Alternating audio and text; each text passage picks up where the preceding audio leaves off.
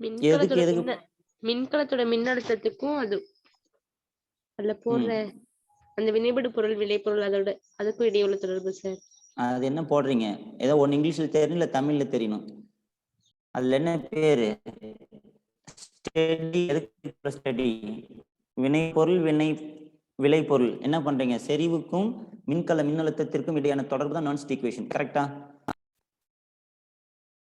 Yes sir. Okay. அந்த கொஞ்சம் டேர்ம்லாம் கொஞ்சம் கரெக்டா பார்த்துக்கணும். இப்போ நான் ஒரு ஈக்குவேஷன் எழுதுறேன். இது வந்து கால்வானிக் செல் ஈக்குவேஷன் நமக்கு தெரியும். ஓகேங்களா? Zinc 2 plus aqueous copper solid. கரெக்டா? இப்போ இதுக்கு ஒரு நான்ஸ்ட் ஈக்குவேஷன் எழுதுறேன். E is equal to E0 minus 0.0591 divided by 2 electron involve இருக்கு log zinc 2 plus concentration divided by copper 2 plus concentration. ஓகேங்களா? இப்போ ஜிங்க் சாலிட் உடைய கான்சன்ட்ரேஷன் 1 ஆயிரும், காப்பர் சாலிட் கான்சன்ட்ரேஷன் 1 ஆயிரும். ஓகேங்களா? நான்ஸ்ட் ஈக்குவேஷனை பொறுத்த வரைக்கும் சாலிட் சப்ஸ்டன்ஸா நீங்க கெமிக்கல் எடுத்தீங்க அப்படின்னா அதுக்கு வந்து 1. இது நல்லா ஞாபகம் வச்சுக்கோங்க. கரெக்டா? அப்ப E0 வேல்யூ கொடுத்தேன், கான்சன்ட்ரேஷன் கொடுத்தனா உங்களுக்கு பொட்டன்ஷியல் கிடைக்கும். அந்த பொட்டன்ஷியல் பேர் என்ன? செல் பொட்டன்ஷியல். கரெக்டா? மின்கலத்தினுடைய மின்னழுத்தம் இந்த மாதிரியும் கண்டுபிடிக்கலாம்.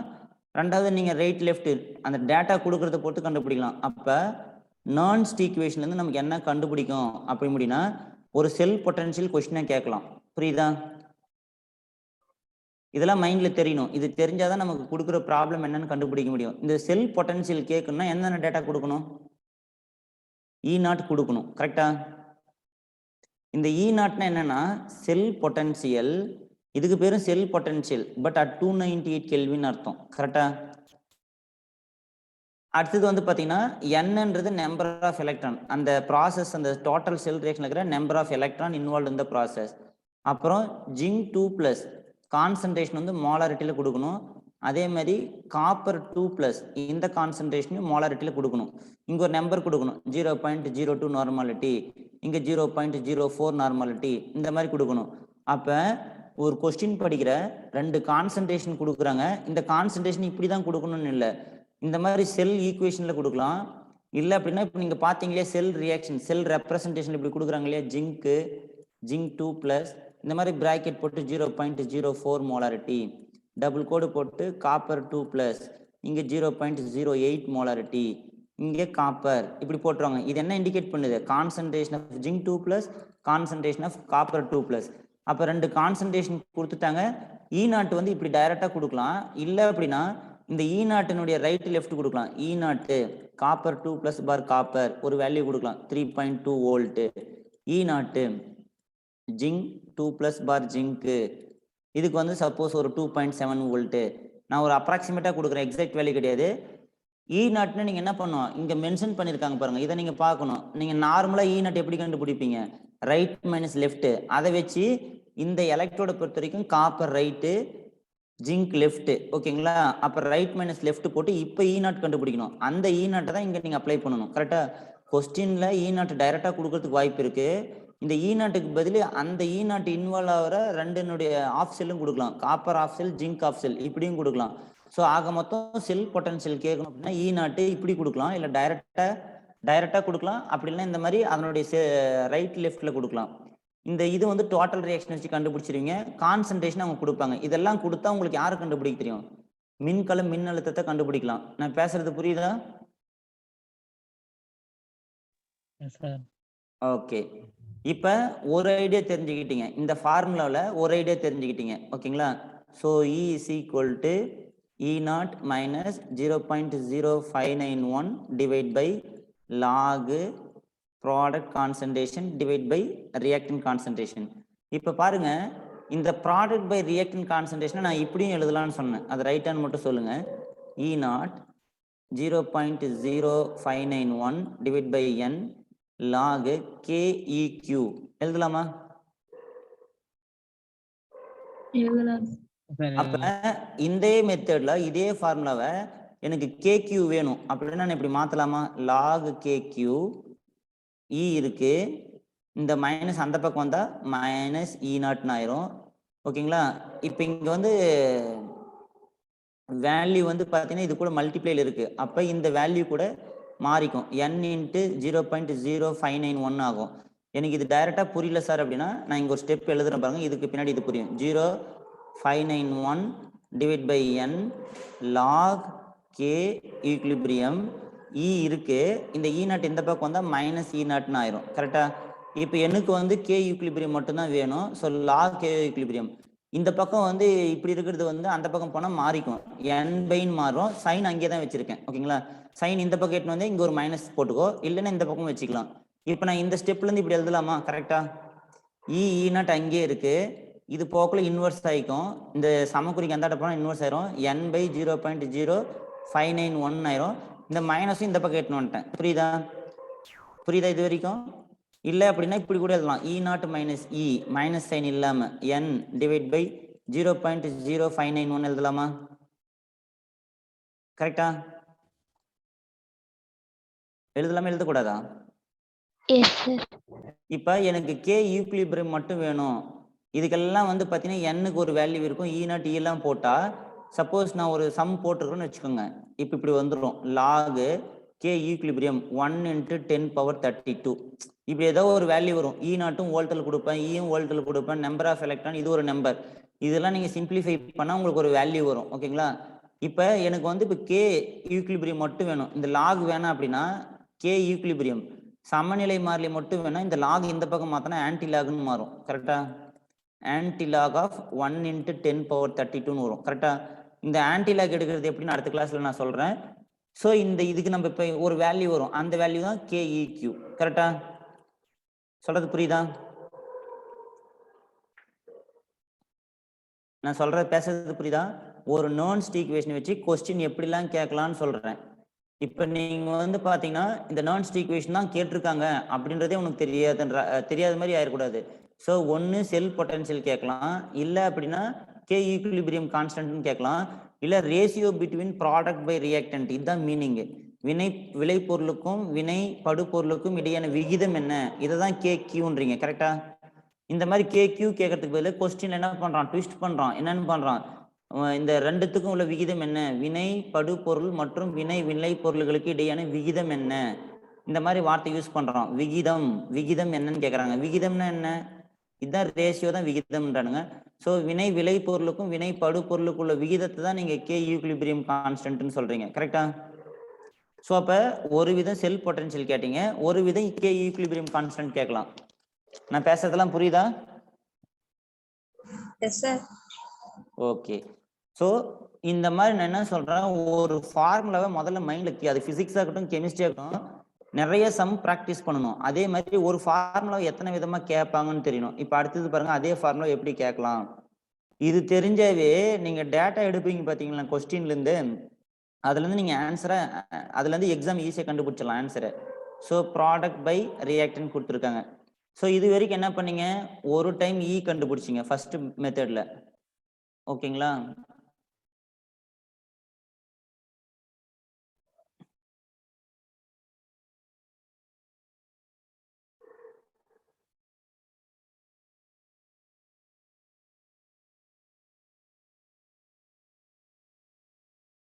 ஸோ இப்போ ஒரு மெத்தட்ல இந்த இ கண்டுபிடிச்சோம். அந்த இ கண்டுபிடிக்கணும் அப்படின்னா யார் யாரெல்லாம் கொடுக்கணும்னு கேட்டேன். அடுத்தது ஒரு டைம் கே ஈக்விலிபிரியம் கான்ஸ்டன்ட் கண்டுபிடிக்கணும். இதை கண்டுபிடிக்கணும்னா யார் யாரெல்லாம் கொடுக்கணும்னு. இப்போ இதை கேட்குறாங்க அப்படின்னு என்ன, ரிமைனிங் டேட்டா கொடுக்கணும். என் யாருன்னு கொடுக்கணும், இ நாட் யாருன்னு கொடுக்கணும், இ யாருன்னு கொடுக்கணும். ஸோ அதை பார்த்தோம். இது ஒரு வே ஆஃப் கொஸ்டின், இது ஒரு வே ஆஃப் கொஸ்டின். இப்போ அடுத்தது என்ன பண்ணலாம் அப்படின்னா, சில சமயத்தில் வந்து இ கொடுத்துருவாங்க, ஈக்விலிபிரியம் கான்ஸ்டன்ட் கொடுத்துருவாங்க, இந்த இ நாட் கேட்பாங்க. இப்படியும் இருக்கலாம். ஸோ ஒரு பாசிபிலிட்டி இ நாட் கேட்கலாம். கரெக்டா? இ நாட். ஸோ இ நாட் கேட்கலாம். இன்னொரு பாசிபிலிட்டி இப்படியும் கேட்குறாங்க. என்ன அப்படின்னு பார்த்தீங்கன்னா, இ கொடுத்துருவாங்க, இ நாட் கொடுத்துருவாங்க, இந்த ப்ராடக்ட் ரியாக்டன்ட்டுடைய கான்சன்ட்ரேஷன் கேட்கலாம். ப்ராடக்ட் கான்சன்ட்ரேஷன் எவ்வளோ, இது மட்டும் எவ்வளோன்னு கேட்குறாங்க அப்படின்னா ரியாக்டன்ட்டுடைய கான்சன்ட்ரேஷன் சொல்லிடுவாங்க, என் சொல்லிடுவாங்க, இ நாட் சொல்லிடுவாங்க, இ சொல்லிடுவாங்க. இல்லை அப்படின்னா ரியாக்டன்ட்டுடைய கான்சன்ட்ரேஷன் எவ்வளோ, கான்சன்ட்ரேஷன் ஆஃப் ரியாக்டன்ட் என்ன, இப்படியும் கேட்கலாம். ஸோ இவ்வளோதான் மெத்தட் இருக்குது கொஸ்டின் கேட்கறதுக்கு. இந்த மாதிரி நம்பர் ஆஃப் எலக்ட்ரான்லாம் வந்து செல் ரியாக்ஷன் வச்சுக்கிறதுனால அது கான்ஸ்டன்ட் தான், அதை கேட்க மாட்டாங்க. இ நாட்டும் மேக்ஸிமம் கேட்க மாட்டாங்க. ஒன்று இல கேட்கலாம், இல்லை ஈக்விலிபிரியம் கான்ஸ்டன்ட் இருக்கிற இதில் கேட்கலாம். ஸோ இந்த மாதிரி 4 மெத்தட் இருக்கு ஓகேங்களா. இந்த ரியாக்டன்ட்டையும் தனியாக வச்சிங்கன்னா 5 மெத்தட் இருக்குது. ஸோ நர்ன்ஸ்ட் சமன்பாடை யூஸ் பண்ணி நம்ம இப்படியெல்லாம் கேள்வி கேட்கலாம் கரெக்டா. ஸோ உங்களுக்கு அந்த ஃபார்முலா வந்து 298 கெல்வினாவே இதை நீங்கள் எழுதிக்கோங்க. அந்த கொஸ்டினை வந்து தைரியமாக படிங்க. நம்ம தமிழ் பசங்களாகட்டும், தமிழ்நாடு ஃபுல்லாக இருக்கிற இங்கிலீஷ் மீடியம் யாராக இருந்தாலும் சரி, ஃபர்ஸ்ட் கொஸ்டினே ரீட் பண்ண மாட்டாங்க, பயம் வந்துடும். அதுவும் கொஸ்டின் லென்த்தாக 3 லைனுக்கு 4 லைனுக்கு போச்சுன்னா 4 லைனுக்கு போச்சுன்னா பயங்கர டஃப்பாக ஃபீல் பண்ணுவாங்க. அந்த மாதிரி நினைக்காதீங்க. அழகாக டேட்டா கொடுத்துருப்பாங்க. நீங்கள் ஒரு டைம் 2 டைம் படிச்சீங்கன்னா டேட்டாவை எடுத்து அப்ளை பண்ணீங்கன்னா அவங்களே பார்ப்பாங்க. இப்போ ஒரு கொஸ்டின் கொடுத்துருக்காங்க, ப்ராடக்ட் கொடுத்துட்டாங்க, ரியாக்டிங் கொடுத்துட்டாங்க, E0 கொடுத்துட்டாங்க, அப்போ E கேட்குறாங்க நமக்கு தெரியும். இந்த N எங்கேருந்து வரும்? ஒரு ரியாக்ஷன் செல் ரியாக்ஷன்லேருந்து வந்துடும் அப்படின்னு நம்ம கண்டுபிடிச்சிடலாம். ஸோ கொடுத்துக்கிற டேட்டாவை ஃபிட் பண்ணிட்டு நீங்கள் அப்புறம் ஸ்டார்ட் சிம்பிளிஃபை பண்ணீங்கன்னா கரெக்டாக உங்களுக்கு ஆன்சர் வந்துடும் கரெக்டாக. எப்பயுமே கிவன் டேட்டாவை ஃபர்ஸ்ட் இதுதான் method how to solve the physical chemistry. ட்ரிக்கே வந்து இப்படி தான் ஓகேங்களா. கிவன் டேட்டாவை நோட் பண்ணுங்க. கிவன் டேட்டா நோட் பண்ணிக்கணும். நெக்ஸ்ட் ஸ்டெப் வந்து find the respective formula. Find the correct formula. எந்த இடத்துக்கு எந்த ஃபார்முலா. நீங்க இந்த டெக்னிக் வந்து பிசிக்கல் கெமிஸ்ட்ரி பிசிக்ஸ்க்கு எல்லாத்துக்கும் யூஸ் பண்ணலாம். கிவன் டேட்டாவை நோட் பண்ணணும். கொஸ்டினை ரீட் பண்ணி கொஸ்டின் அண்டர்ஸ்டாண்ட் ஆனால் மட்டும் தான் நம்மளால சால்வ் பண்ண முடியும். Find the correct formula. Correct formula பண்ணிட்டீங்களா, சப்ஸ்டிடியூட் த டேட்டா. டேட்டாவை சப்ஸ்டிடியூட் பண்ணிட்டீங்களா, அப்புறம் யூனிட் ஏதாவது இருந்தால் ஃபர்ஸ்ட் யூனிட் செக் பண்ணணும். இதுதான் ரொம்ப ரொம்ப இம்பார்ட்டன்ட். பாருங்க, ஃபர்ஸ்ட் வந்து கிவன் டேட்டாவை நோட் பண்ணிட்டீங்க. ஃபைண்ட் த கரெக்ட் ஃபார்முலாவை கரெக்டாக இது பண்ணிடணும். அடுத்தது சப்ஸ்டிடியூட் த டேட்டாவை சப்ஸ்டிடியூட் பண்ணிட்டீங்க. டேட்டாவை சப்ஸ்டிடியூட் பண்ணதுமே சிம்பிளிஃபை பண்ணக்கூடாது. யூனிட் வருந்தா பிசிக்கல் கெமிஸ்ட்ரி யூனிட் இருக்கும். யூனிட்டை செக் பண்ணிட்டு தான் ஸ்டார்ட் சிம்பிளிஃபை. யூனிட் கரெக்டாக மேட்ச் ஆனால் மட்டும்தான் நீங்கள் சிம்பிளிஃபை பண்ணணும். ஸ்டார்ட் சிம்பிளிஃபை ரொம்ப ஈஸியாக இருக்கும். ஸோ சிம்பிளிஃபை பண்ணிட்டீங்கன்னா உங்களுக்கு ஆன்சர் வந்துடும் கரெக்டா. So these are the method we have to follow to solve the questions. இந்த மாதிரி மெத்தட் தான் நம்ம என்ன பண்ணணும், கொஸ்டின் சால்வ் பண்ணுறதுக்கு யூஸ் பண்ணணும். ஃபர்ஸ்ட் கொஸ்டின்ல கொடுத்துக்கிற டேட்டா என்னன்னு பார்க்கணும். Find the correct formula. இந்த கொஸ்டினுக்கு இந்த ஃபார்முலா எப்படி சார் தெரியும்னா, இந்த நம்ம படிக்கிறத பொறுத்து அந்த அளவுக்கு கான்செப்ட் கிளாரிட்டி இருக்கணும். நர்ன்ஸ்ட் ஈக்குவேஷன் இப்படிதான் கேட்பாங்கன்னு உனக்கு தெரியணும். அடுத்தது அதுக்கான டேட்டாவை கரெக்டாக சப்ஸ்டியூட் பண்ணிட்டு நீங்க சப்போஸ் இப்போ நான் கேட்கறேன்னா வோல்ட் வர மாதிரி எனக்கு யூனிட் இருக்கா ஃபர்ஸ்ட். இந்த இடத்துல நிறைய பிரச்சனை வராது. நீங்க இதே சாலிட் ஸ்டேட்டு ஈக்குலிபிரியம்லாம் போனீங்க அப்படின்னா, சப்போஸ் நீங்க ஏதாவது ஒரு யூனிட் pH வேணும் அப்படின்னா வச்சுக்கோங்க, அதுக்கு ஒரு யூனிட் கொடுத்துருப்பாங்க ஓகேங்களா. அதுதான் நம்ம வரணும். இப்போ சப்போஸ் நீங்க ரேடியஸ் கண்டுபிடிக்கிறீங்கன்னா மீட்டர்ல இருக்கலாம், இல்லை சென்டிமீட்டர்ல இருக்கலாம், வேற எதுவும் இருக்கக்கூடாது. ஸோ இந்த மாதிரி யூனிட் ஏதாவது கன்வெர்ட் பண்ற மாதிரி இருந்துச்சுன்னா அதெல்லாம் கன்வெர்ட் பண்ணிக்கணும். அப்புறம் தான் நம்ம சிம்பிளிஃபை பண்ணணும். ஸோ இந்த 4-5 ஸ்டெப் இருக்கு. இந்த 5 ஸ்டெப் இருந்தால் மட்டும்தான், ஸோ இந்த 5 ஸ்டெப் இருந்தால் தான் உங்களுக்கு இது வரும். நான் சொல்றது புரியுதா?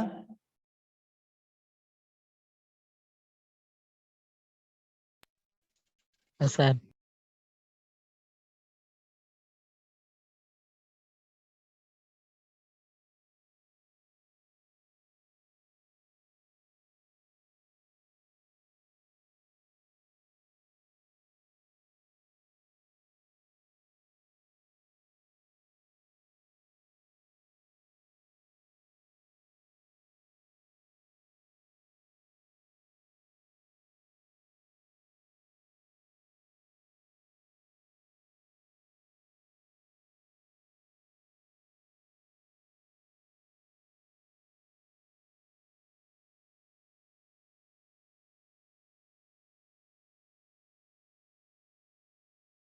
இப்ப புரியுதா நான் சொல்றது?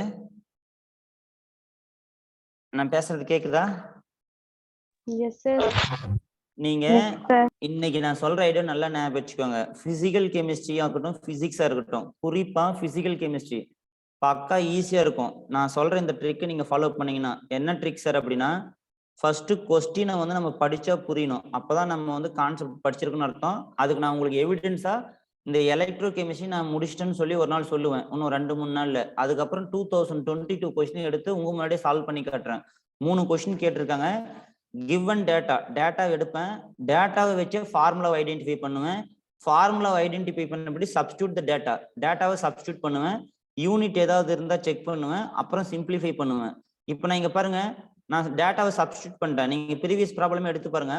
டேட்டாவை நான் சப்ஸ்டியூட் பண்ணிட்டேன், பட் ஆன்சர் எனக்கு வரல. என்ன மிஸ்டேக் பண்ணியிருக்கேன், அந்த லாக் சிஸ்டத்துல நம்ம மாத்துறதே தெரியல.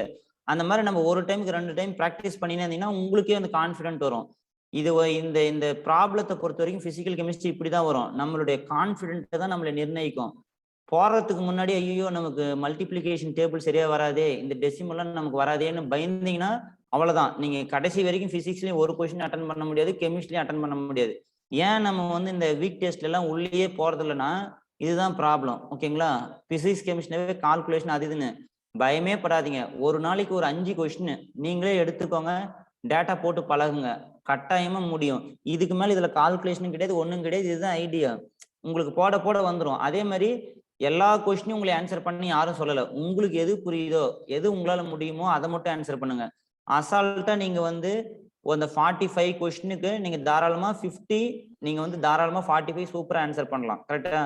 ஸோ அதுக்கு அந்த அளவுக்கு உள்ள ஈஸியா இருக்கு. 45 எனக்கு அட்லீஸ்ட் ஒரு 30 கொஸ்டின் பண்ணா போதும். இந்த மாதிரி மெத்தட்ல படிச்சீங்க அப்படின்னா டெஃபினட்டா எபோவ் 40 அட்டன் பண்ணலாம். இல்ல சார் அட்லீஸ்ட் மினிமம் சிம்பிளா கேட்பாங்க. இப்ப இஎம்எஃப் எல்லாம் ஈஸியா கண்டுபிடிப்பீங்களா, ரைட் மைனஸ் லெஃப்ட், அதே கொஸ்டின் கேட்டிருக்காங்க. ஓகேங்களா? ஸோ அந்த மாதிரி கண்டுபிடிக்கலாம். ஸோ இப்போ நீங்க பிசிக்கல் கெமிஸ்ட்ரிக்கு எப்பயாவது நீங்க ஏதாவது சால்வ் பண்ணா இந்த டெக்னிக்கை ஃபாலோ பண்ணுங்க. டேட்டாவை நோட் பண்ணுங்க, கரெக்ட் ஃபார்முலா. இங்க தான் நீங்க என்ன கான்செப்ட் எவ்வளவு கிளாரிட்டியா படிச்சீங்கன்றது காட்டும். அதுக்கப்புறம் இந்த சப்ஸ்டியூட், யூனிட் செக் இதெல்லாம் வந்து சும்மா நம்ம பிராக்டிஸ்ல வர்றது. இந்த கொஸ்டின் படிச்சதும் இதுதான் ஃபார்முலான்னு யாரு உங்களால ஐடென்டிஃபை பண்ண முடியுதோ அவங்க மட்டும்தான் கரெக்ட்னு அர்த்தம். த வே இஸ் கரெக்ட், நீங்க போற பாது கரெக்ட். இல்ல சார் எனக்கு இந்த கொஸ்டின் படிச்சா டேட்டா எடுக்க முடியல அப்படின்னா நம்ம படிச்ச விதம் தப்பா இருக்கலாம், இல்ல நமக்கு இன்னும் சில கான்செப்ட் அண்டர்ஸ்டாண்ட் ஆகாம இருக்கலாம். புரியுதா? கிளியரா? Yes sir. ஓகே. ஸோ இந்த 5 ஸ்டெப் நோட் பண்ணிக்கோங்க. இதுபடிதான் நீங்க பிசிக்கல் கெமிஸ்ட்ரி சால்வ் பண்ணணும். இதே நீங்க அப்ளிகபிள் ஃபார் த பிசிக்ஸ். இப்போ நான் என்ன சொல்றேன், இப்படி எல்லாம் ஓகே, இந்த ஃபார்முலான்னு உனக்கு கொடுக்குறாங்க பாருங்க. இப்போ ஏன் நான் நெர்ன்ஸ்ட் ஈக்குவேஷன் இத்தனை விதமா கேட்கணும்னு சொல்றேன்? இதுக்கு சொல்லுங்க பார்க்கலாம். ஏன் நெர்ன்ஸ்ட் ஈக்குவேஷன் சொல்லிட்டு இத்தனை விதமா இதை கேட்கலாம் அப்படின்னு ஏன் சொல்றேன்?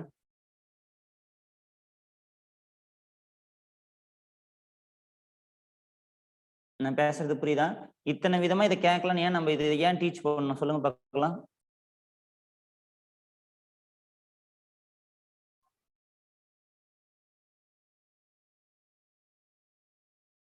இன்னும் இதுக்கு பதிலே காணும். நான் பேசுறது புரியுதா? ஒரு நெர்ன்ஸ்ட் ஈக்குவேஷனை இத்தனை டைப்பா கேட்கலாம்னு ஏன் சொல்றாங்க? இம்பார்ட்டன்ட் தான் சார். வேற கரெக்டா சொல்லுங்க பார்க்கலாம். இதுல இருந்து என்ன கத்துக்கிறோம்? இந்த ஃபார்முலா தெரிஞ்சிக்க சார். क्वेश्चन புரிஞ்சுக்கால். ரைட். வேற கரெக்ட் ஃபார்முலாவை கண்டுபிடிக்கிறது. ஓகே. வேற ஃபார்முலா கண்டுபிடிக்கலாம், கொஸ்டினை புரிஞ்சுக்கலாம். வேற என்ன கத்துக்கிறீங்க? இதை நான் இந்த மாதிரி சொல்றேன் இப்படி எல்லாம் கேட்கலான்னு சொல்லிட்டு வேற என்ன கத்துக்கிட்டீங்க? சோ எப்படி கொடுத்தாலும் சால்வ் பண்ணலாம் அப்படி. அப்புறம் வேற ஏதாவது ஐடியா? எப்படி கேட்டாலும் இந்த ஒரு ஃபார்முலா தான் வரும்னு தெரிஞ்சுக்க சார். அதே வேற விதமா சொல்லணும். அவ்வளவுதான். Very good. பக்கம் வந்துட்டீங்க. என்ன மீனிங் அப்படின்னா, ஒரு நீங்க பிசிக்ஸும் சரி பிசிக்கல் கெமிஸ்ட்ரியும் சரி, குறிப்பா பிசிக்கல் கெமிஸ்ட்ரி நீங்க வந்து ஒரு பவுண்டரி செட் பண்ணிடலாம். இப்ப நான் கொடுத்தேன் பாத்தீங்களா, நெர்ன்ஸ்ட் ஈக்குவேஷனுக்குள்ள நீங்க ஒரு கொஸ்டின் கேட்கணும் அப்படின்னா இந்த 5 டைப் தான் இருக்கு. ஓகேங்களா? இந்த 5 டைப்புக்கு மேல நீங்க செட்டே பண்ண முடியாது. இதே நீங்க ஆர்கானிக் வந்து அப்படி பண்ண முடியாது. அது வந்து என்ன சொல்லுவாங்க, கடல்னுவாங்க. அதுலயும் அந்த கீ பாயிண்ட்டை நீங்க பிடிச்சிக்கணும். ஓகேங்களா? இப்ப கிரிக்னாட் ரீஜென்ட் கூட எப்படி எது ஆட் பண்ணாலும் இதுதான் வரும் அப்படின்ற மாதிரி ஒரு ஐடியா இருக்கோ, அது மாதிரி இந்த பிசிக்கல் கெமிஸ்ட்ரி வந்து நம்ம வந்து ஒரு வால் பவுண்டரி மாதிரி செட் பண்ணலாம். இந்த நெர்ன்ஸ்ட் ஈக்குவேஷன் 5 டைப்ல தான் நீ கேட்க முடியும். இதை மாதிரி நீ கேட்க முடியாது. 5 ஸ்டெப்லயும் நீ டெசிமல்ல ஸ்ட்ராங்கா இருந்தா யூனிட் செக் பண்ண அப்படின்னா விளையாடிடலாம். இந்த 5 இதுக்கு ஆனா ஒரே ஃபார்முலா தான் 5 விதமா மாத்துவானுங்க.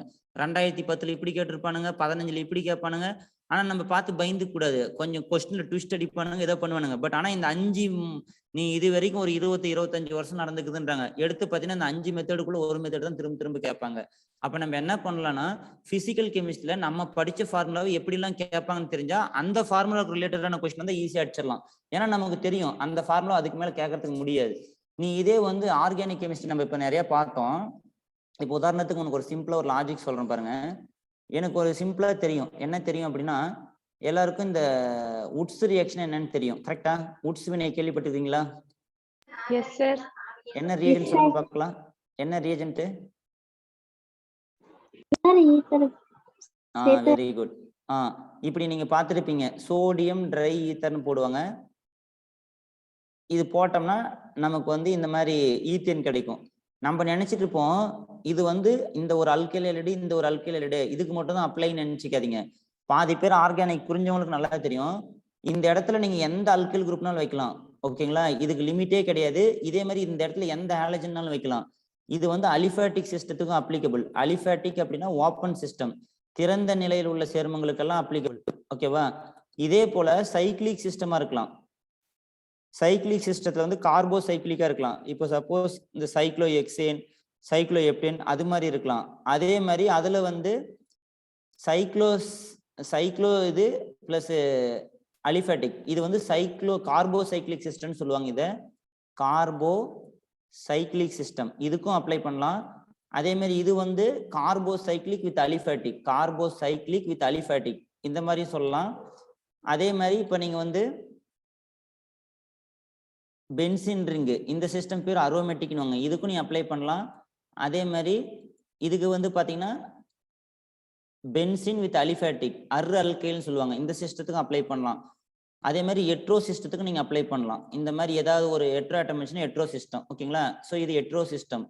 ஸோ இப்போ நான் என்ன சொல்றேன் வர அப்படின்னா, இதுக்கு மட்டுமே இல்லை, இந்த ஃபேமிலியில நீங்க 3 ரிங்கு 4 ரிங் எதுவும் எடுத்துக்கலாம். இதுல என்ன மீனிங் அப்படின்னா, இதுல ஒரு பிஆர் போடுறேன். ஓகேங்களா, சப்போஸ் இந்த காம்பவுண்ட் நான் யூஸ் பண்ணணும் அப்படின்னா நான் இப்படி யூஸ் பண்றேன், CH2Br. ஓகேங்களா, இப்படி யூஸ் பண்றேன். அதே மாதிரி இப்போ இதை யூஸ் பண்றேன். ஸோ இங்க வந்து பிஆர் போடுறேன், இதுல இருந்து ஒரு H எடுத்துட்டு பிஆர் போடுறேன். ஸோ இதுல வந்து அதே மாதிரி டைரக்டா பிஆர் போடலாம். எட்ரோ சிஸ்டத்துல இன்னொரு CH2 சேர்த்தி போடலாம். ஸோ எட்ரோ சிஸ்டம் எந்த ரிங்னாலும் எடுத்துக்கலாம். இதுல ஒரு CH2Br போடலாம். எனக்கு வந்து என்னன்னா உட்ஸ் ரியாக்ஷன்ல அல்கைல் எல்இடி, இப்போ நீங்க போட்டது எல்லாமே different variety of alkyl LED. இது மாதிரி 2 காம்பவுண்ட் மட்டும் தான் ரியாக்ட் ஆகும். இதே மாதிரி இன்னொரு மாலிகுல் எடுத்துக்கிட்டா ரியாக்டன்ட் ஆகிட்டு எனக்கு அல்கேன் தான் கிடைக்கும். சப்போஸ் நீ இதில் எது எடுத்துக்கிட்டாலும் சரி எப்படி தான் கிடைக்கும். சப்போஸ் இதுக்கு ரியாக்ஷன் எழுதுனா அப்படின்னா எண்டிங் ப்ராடக்ட் இப்படி தான் இருக்கும்.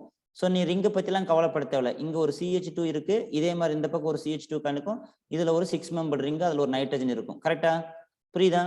இது வந்து வாஸ்ட். இதுல எனக்கு என்ன தேவை, சோடியம் ட்ரை ஈத்தர் தேவை. இத்தனை சிஸ்டத்துல எதுனாலும் கொடுக்கலாம். நான் ப்ரிடிக்ட் பண்ண முடியாது, இதுக்கு பவுண்டரி செட் பண்ண முடியாது. ஓகேவா, நான் பேசுறதெல்லாம் புரியுதா? Yes sir. பவுண்டரினா என்ன சொல்றேன், வரையறை. நீங்க இந்த உட்ஸ் ரியாக்ஷனுக்கு நீங்க ஒரே ஒரு க்ளூ தான் உங்க கையில இருக்கும். சோடியம் ட்ரை ஈத்தர் அல்கைல் எலைடு இருந்துச்சு அப்படின்னா அல்கேன் ஃபார்ம் ஆகும். இதுதான் உங்க க்ளூ. இந்த அல்கைல் எலைடு நீங்க யாரை ஃபிக்ஸ் பண்ணாலும் பண்ணலாம். இந்த அல்கேன் யாருனாலும் கிடைக்கலாம். நீங்க எதிர்பார்க்காத ப்ராடக்ட் கூட வரும். நீங்க பைஃபினைல் சிஸ்டம்லாம் இது வரைக்கும் பார்த்துருக்கவே மாட்டீங்க. பட் எக்ஸாம்ல என்ன பண்ணுவாங்க, இந்த மாதிரிலாம் கொடுப்பாங்க. ஓகேவா, சார்ஜ் போட்டுக்கிறேன் 1 மினிட்.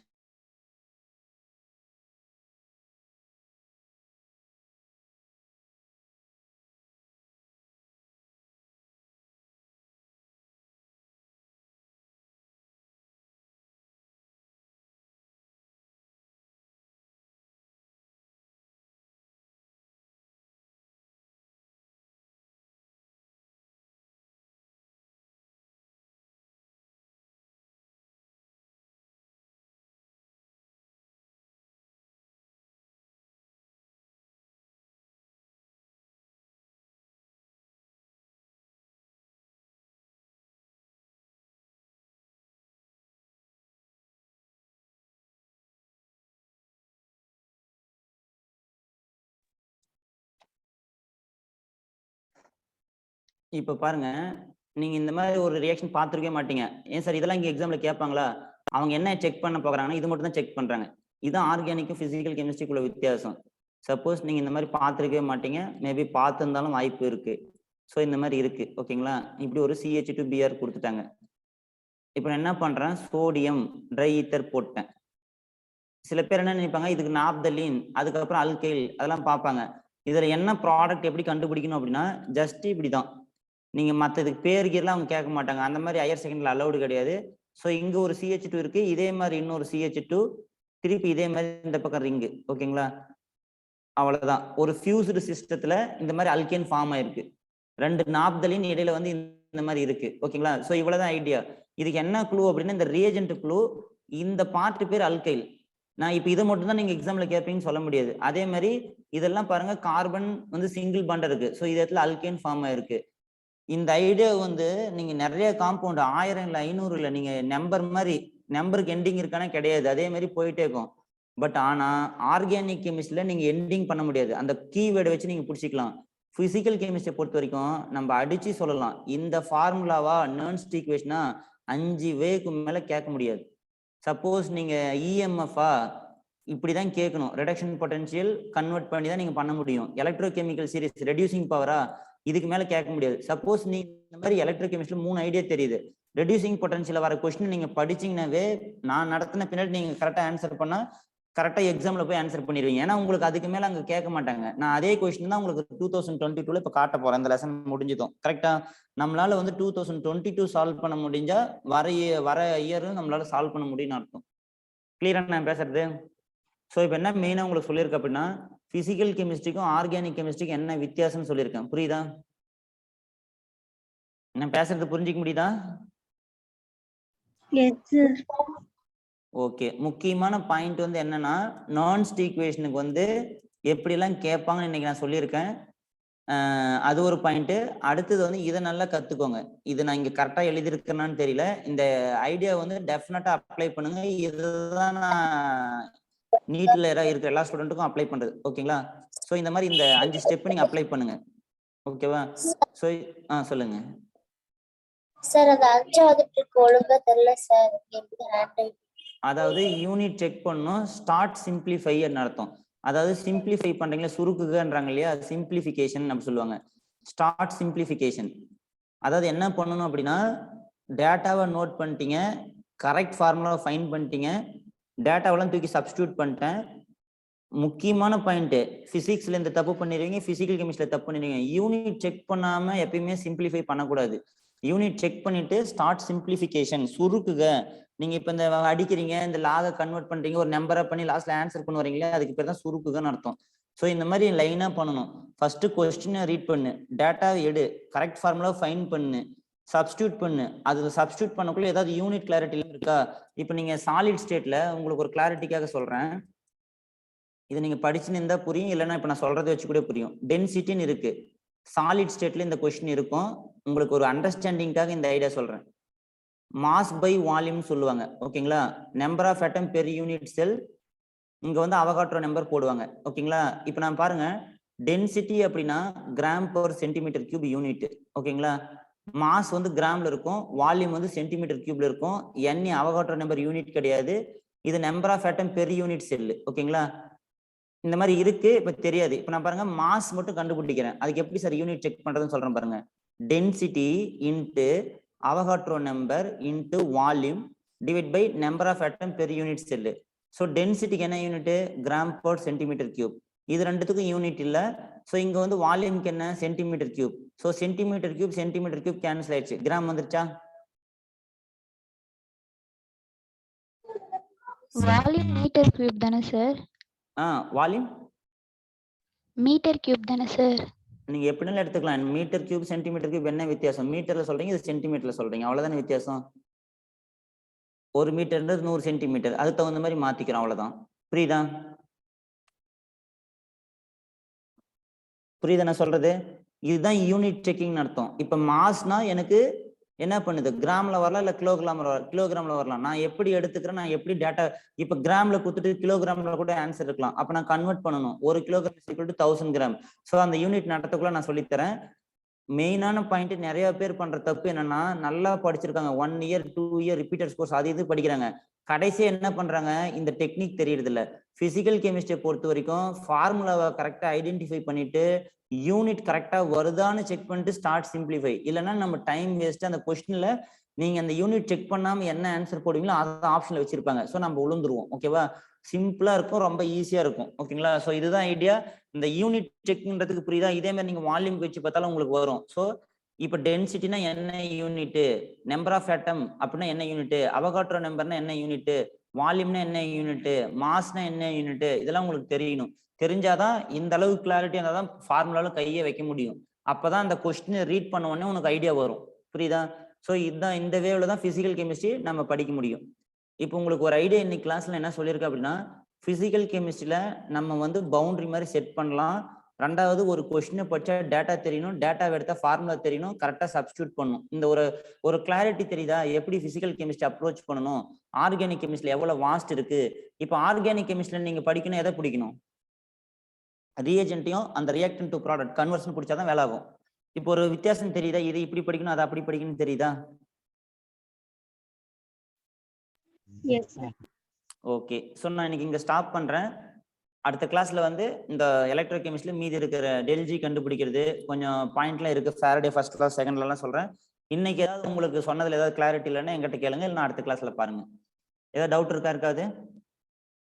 மெயினாக வந்து இன்னைக்கு கிளாஸ்ல பிசிக்கல் கெமிஸ்ட்ரி எப்படி அப்ரோச் பண்ணணும், ஆர்கானிக் கெமிஸ்ட்ரியை எப்படி அப்ரோச் பண்ணணும்.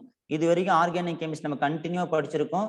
நம்ம இன்னும் கொஞ்சம் ப்ராக்டிஸ் பண்ணலாம். ஒரு 2-3 பிசிக்கல் கெமிஸ்ட்ரி லெசன் பார்த்த பின்னாடி இப்போ ஓரளவுக்கு பிசிக்கல் கெமிஸ்ட்ரியில உங்களுக்கு ஏதாவது பயம் இருக்கு, நான் இவ்வளவு சொல்லி உங்களுக்கு கிளாரிட்டி இல்லை, எனக்கு பயமா இருக்கு அப்படின்னா நீ என்கிட்ட டைரக்டா சொல்லு, உன்னுடைய குறைபாடு நீக்கிக்கோ. எனக்கு வரவே வராதுன்னு ஒரு இது போட்டுட்டுனே அது கடைசி வரைக்கும் வராது போயிடும். அட்லீஸ்ட் ட்ரை பண்ணு. ஒரு ஆன்சர் வச்சு ஒரு 4 ப்ராப்ளம் போட்டு பாரு. வருது காம்ப்ளிகேட்டடா இருக்கிறது விட்டுரு, சிம்பிளா இருக்கிறதாவது ட்ரை பண்ணு. இந்த சார் சொல்றாரு இல்லையா, நான் வீக் டெஸ்ட் 1 கூட அட்டன் பண்றதுல, ஓப்பனே பண்ணி பார்க்கறதுல, அதுதான் ஒர்ஸ்ட். நம்ம 1 மணி நேரம் அட்டன் பண்றோம்னா நம்ம அட்லீஸ்ட் அங்க ஓப்பன் பண்ணி பாரு, கொஸ்டின் படி, ஓ இதான் கொடுத்துருக்காங்க, இதுதான் ஃபார்முலா, எடுத்து போடு. எல்லாமே கஷ்டமாக்காது. 25 கொஸ்டின் உனக்கு தெரிஞ்ச 10 கொஸ்டின் ஈஸியாவது இருக்கும். அதை கரெக்டா எழுதுறியா அப்படின்றத பாரு. புரியுது நான் சொல்றது? Yes sir. உங்களுக்கு ஏதாவது டவுட் இருந்தா கேளுங்க. ஏதாவது உங்களுக்கு ஏதாவது நான் சொன்னது புரியல, வேற ஏதாவது உங்களுக்கு சந்தேகம்னா என்கிட்ட கேளுங்க, இல்லை நெக்ஸ்ட் கிளாஸ் பாருங்க. Thank you sir. சொல்லுங்கம்மா.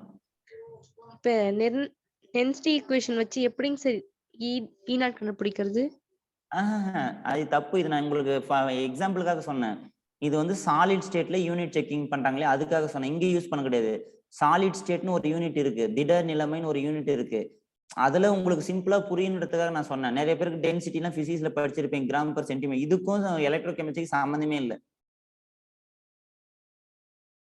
புரியுதுங்களா நான் சொல்றது? சொல்லுங்க சார். கொஸ்டின் அண்டர்ஸ்டாண்ட் பண்ணிக்கிறதுக்கு கொஞ்சம் கஷ்டமா இருக்குங்க சார். இது நார்மல் ஸ்டேட் போர்ட் கொஸ்டின்லயுமே எனக்கு ஆஃபலி குவார்டர்லாம் வச்சா கூட, கம்பல்சரி கொஸ்டின் வச்சா கூட என்னால அதில் அண்டர்ஸ்டாண்ட் பண்ணிக்கிறதுக்கு கொஞ்சம் கஷ்டமா இருக்குங்க sir.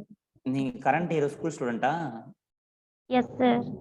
11th 12th 12th sir. Actually வந்து என்னன்னா, நீட் கொஸ்டின் பேட்டர்ன் வேற, டெஸ்கிரிப்டிவ் டைப் வேறமா. அது கூட காம்ப்ளிகேட்டட் கிடையாது. நீங்க அந்த அளவுக்கு அந்த இப்போ ஏதோ ஒரு கொஸ்டின் உங்களால புரிஞ்சிக்க முடியல அப்படின்னா அந்த கான்செப்ட் அந்த அளவுக்கு கிளாரிட்டி இல்லைன்னு அர்த்தம்.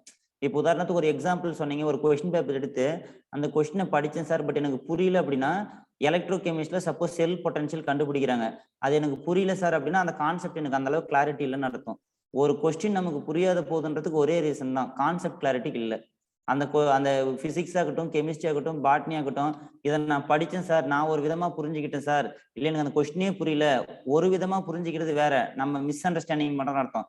சுத்தமா அந்த கொஸ்டின் ஒரு டைமுக்கு 2 டைம் படித்தேன், 3 டைம் படிங்க. ஒரு சில கொஸ்டின்லாம் புரியாது, 4 டைம் படிச்சுட்டேன், 5 டைம் படிச்சுட்டேன், அதுக்கு மேலே அந்த கொஸ்டின் புரியலன்னா அதுக்கான ஐடியா உனக்கு தெரியலன்னு அர்த்தம். ஓகேப்பா, கத்துக்கோங்க, ஒன்றும் தப்பு கிடையாது. அது தெரியாதப்ப உனக்கு கெமிஸ்ட்ரியில் ஒரு கொஸ்டின் எனக்கு இது புரியல சார் அப்படின்னு என்கிட்ட கேளு, அது எப்படின்னு அதுதான் நம்ம இடம். நீங்க எத்தனை விஷயம் புரியலன்னு கேட்குறீங்களோ அந்த அளவுக்கு நீங்க வேகமா கத்துக்கிறீங்கன்னு அர்த்தம். நீங்க கவனியே இருந்தீங்க. ஒரு 2 பாயிண்ட் லைஃப்ல ரொம்ப முக்கியம். தெரியாதுக்கிறது தப்பு கிடையாது, தெரியலன்ற உடனே அடுத்தது கத்துக்கணும். என்ன பண்ணலாம், யாரை கேட்கலாம், அதுக்குதான் இப்ப நானு பாட்னி சார்லாம் இருக்கோம். நீ என்ன கெமிஸ்ட்ரியில எந்த கொஸ்டின் வருதோ டக்குன்னு எடுத்து வந்து என்கிட்ட கேட்கணும். சார் இந்த மாதிரி இந்த கொஸ்டின் படிச்சும் புரியல, இந்த கொஸ்டின் பார்த்தா இது புரியல, பாருங்க நீங்க சால்வ் பண்ணிக்கிறேன், நீங்க இது எனக்கு தெரியல. இப்ப கெமிக்கல் பாண்டிங்கா நம்ம நடத்தியாச்சு, நீங்க கெமிக்கல் பாண்டிங் ப்ரீவியஸ் இயர் கொஸ்டினை சால்வ் பண்ணி பாருங்க. சார் இந்த கொஸ்டின் பார்த்தா எனக்கு புரியல அப்படின்னு கொண்டு வாங்க, அதை பார்த்துக்கலாம். அது வந்து சில கொஸ்டினை நம்ம ப்ராக்டிஸ்ல அண்டர்ஸ்டாண்ட் பண்ண முடியும். டைரக்ட் கொஸ்டின்ன்றது உங்களால ஆன்சர் பண்ண முடியும். அதுல கொஞ்சம் காம்ப்ளிகேட்டட் ட்ரிக் வைக்கிற கொஸ்டின்லாம் ஒரு டைம் 2 டைம் எங்களை மாதிரி ஆளுங்கிட்ட கேட்டீங்கன்னா உங்களுக்கு புரியும். Yes sir. ஓகேம்மா, ரைட். வேற இருக்க ஏதாவது டவுட் இருக்கா சார்? சொல்லுங்க சார், நீங்க கொஞ்சம் தமிழ்லயே சொல்ல முடியுமா சார்? இங்கிலீஷ்ல சில இடத்துல புரிய மாட்டேங்குது சார். நீங்க அந்த இடத்துல கரெக்டா நீ நிறுத்தி கேட்கணும். உங்ககிட்ட மைக் இருக்கு, நான் தமிழ்ல சொல்ல மாட்டேன்னு சொல்லல, சொல்றேன். ஏன்னா அதை விட்டுட்டு போய் சொல்லக்கூடாது, அது ஒரு பாயிண்ட். 2வது, நீங்க தப்பா புரிஞ்சுக்கணும் தப்பு. சார் இந்த இடத்துல எனக்கு ஒன்றும் புரியல, அந்த இடத்துல தமிழ்ல சொல்லுங்க, இல்லை தமிழ் எழுதுங்கன்னு அங்கேயே நிறுத்தி கேளுங்க. ஓகேங்களா? உங்களுக்கு அந்த ஃப்ரீடம் இருக்கு. சார் இங்க பாருங்க, இந்த இடத்துல வந்து நர்ன்ஸ்ட் ஈக்குவேஷன் சொல்றீங்க, அது எனக்கு புரியல, நர்ன்ஸ் சமன்பாடு தமிழ் எழுதுங்க, இல்ல அது எனக்கு தமிழ் ஒரு டைம் சொல்லுங்க நான் நோட் பண்ணிக்கிறேன், அது வந்து பெஸ்ட் ஐடியா. கரெக்டா? அதே மாதிரி வரலன்னுலாம் நீங்க காத்துட்டு இருக்க கூடாது. நான் சொல்றது எல்லாமே பைலிங்குவல். இதை நம்மளால புரிஞ்சிக்க முடியலன்றதுக்கு வாய்ப்பே கம்மி. ஏன்னா நானும் தமிழ் மீடியத்துல இருந்து தான் வந்திருக்கேன். நான் தமிழுமே நான் ஒரு 5-6 வருஷம் ஹேண்டில் பண்ணியிருக்கேன். ஸோ இது வந்து உங்களால புரிஞ்சிக்க முடியும். நான் வந்து ஒரு +2 ஸ்டூடெண்டா இருந்தா என்னன்ற ரேஞ்சுக்கு சொல்றேன். நீங்க உங்க தரப்பு தப்பு இல்லை. நீங்க அந்த இடத்துல நிறுத்தி கேளுங்க. நான் மேக்ஸிமம் சொல்ல ட்ரை பண்றேன். அப்படி சப்போஸ் இங்கிலீஷ்லேயே பேசிட்டு போயிட்டுனா, சார் எனக்கு இந்த இடம் புரியலன்னு நீங்க என்னை ஜஸ்ட் ஒரு இண்டிகேட் பண்ணுங்க, நான் உங்களுக்கு எக்ஸ்பிளைன் பண்றேன். இல்ல அந்த இடத்துல எழுதுங்கன்னா சொல்லுங்க, நான் எழுதி தரேன். Okay sir. ஓகே. வேற ஏதாவது டவுட் இருக்கா? சரிம்மா, நீங்க அடுத்த கிளாஸ் பாருங்க. வேற எதனா சார்ட்டு கூட சொல்லுங்க, பார்க்கலாம். நெக்ஸ்ட் கிளாஸ் பார்க்கலாம். தேங்க்யூ. Thank you sir.